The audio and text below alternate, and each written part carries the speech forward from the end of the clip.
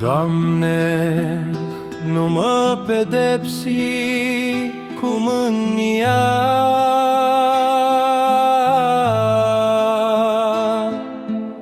și nu mă mustra cu urgia ta.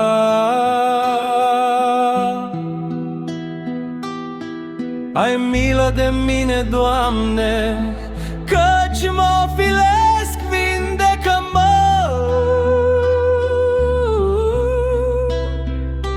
Doamne, căci îmi tremură oasele, sufletul mi-e îngrozit de tot. Și Tu, Doamne, până când vei zăbovi să te înduri de mine?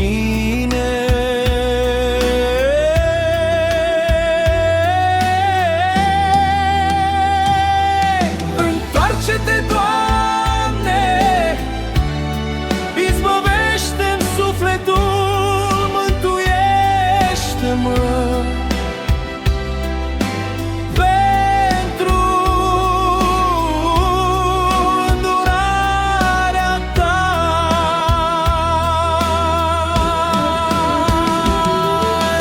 căci cel ce moare nu-și mai aduce aminte de Tine, și cine Te va lăuda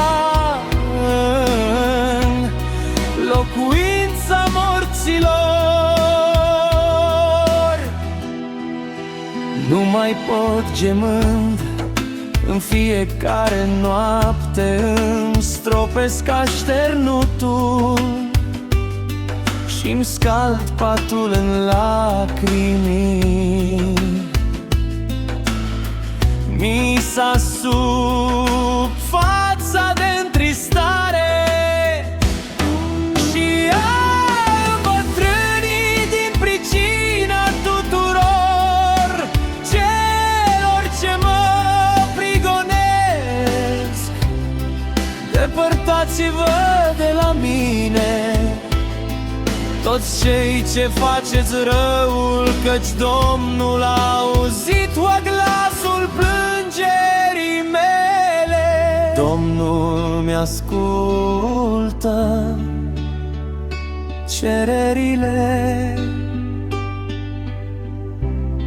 și Domnul îmi primește rugăciunea.